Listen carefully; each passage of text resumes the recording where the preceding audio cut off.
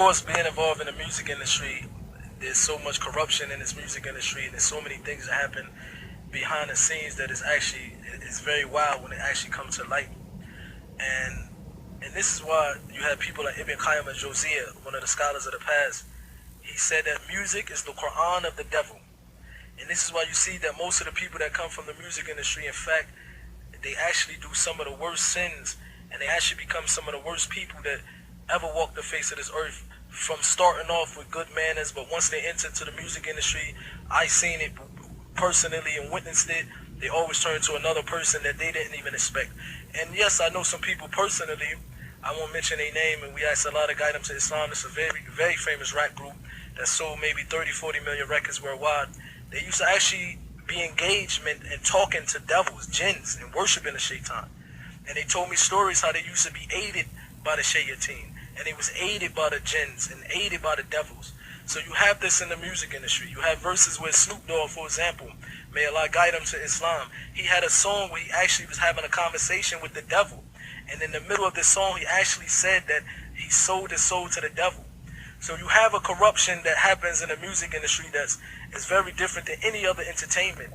And this is why you see some of them always have some bad endings if Allah don't guide them.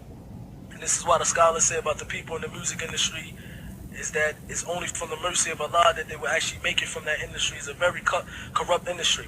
And I'm going to end it with a story about your question that happened when I first accepted the religion of Islam. It was a lady.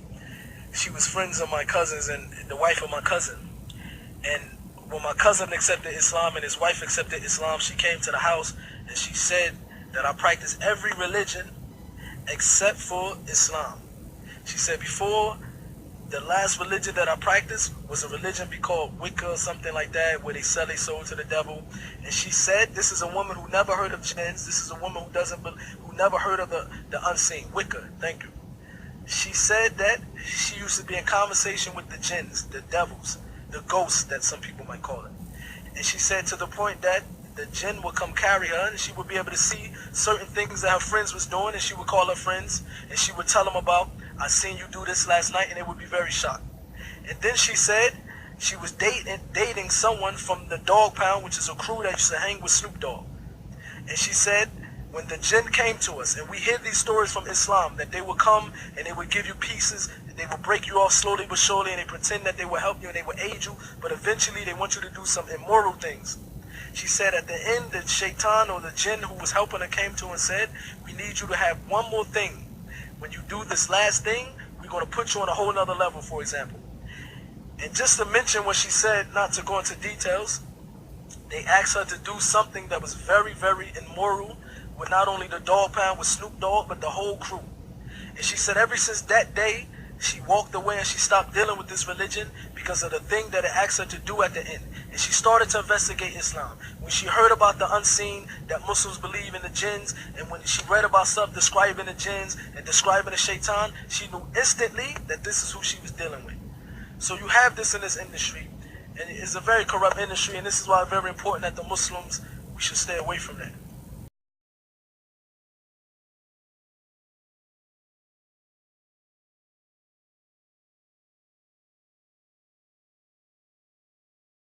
Now we got an extremely special guest in the studio, man.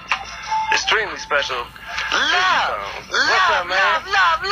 cross the B out. It's only one true God. You know how we do it, man. What's the dealio? How things going down here to H-Town, man? I've been down here, man, just relaxing and vaxing, man. I ain't seen nobody bring me no money yet. I haven't seen anybody bringing any money in H-Town. Oh, well, you already know how it is. When we look at money, we don't look at that paper. Render unto Caesar's what Caesar, and render to God was God.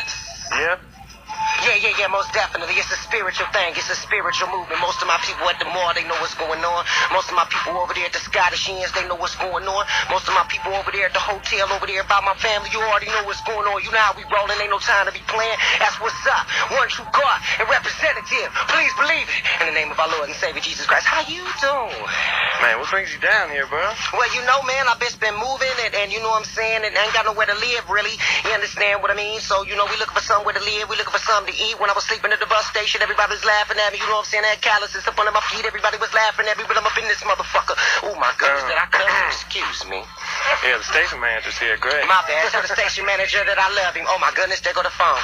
Man. Oh my goodness. Oh my goodness. I ain't even gonna take it no further. Pardon me. Pardon me. No, that's all right, man. Okay, okay. Now, from the sounds of things, sounds like you're not just homeless. Maybe you're a nomad. Well, you know, some people was, you know what I'm saying, and that's a good word, nomad. I ain't mad. You know what I mean? We just handling it, we doing what we need to do, man, and we living and we praising God every step of the way. And some people may say that gospel thing ain't what they really want to see, and some people may say that they ain't really what they trying to be on. But trust and believe. And when you're talking about the Creator, you ain't talking about that. You know what I mean? You're talking about some realness. You understand what I mean? And that ooh, it's so real. Yeah. Oh my goodness. Praise God. Praise God. Praise God. Yeah? Yes. You're going in the way of the gospel. Oh, well, you already know. You know, you got Heaven's movie. You got the gift. You got the praise, the Alpha and Omega. You got the praise, the beginning and the ending. You already know the little science behind stuff that's been going on already. It's been set up the way it's supposed to be already, you dig? Yeah, I understand. Now, I always thought a lot of gospel sound influence in Bone, but you kind of went in both directions, I think. Well, you know, a lot of people would say that, you know what I mean? But when you start speaking and when you start talking, a lot of people would like for you to shift, but it's hot or cold, baby. It's hot or cold. You understand? That's why I said they ain't gave me no money, so what they talking about?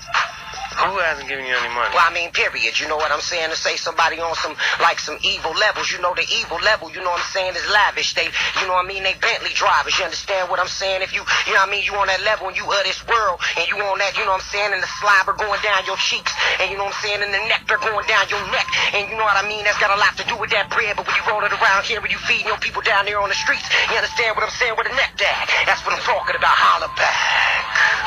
The nectar. Yeah. Well, man, now, tell me, when I was growing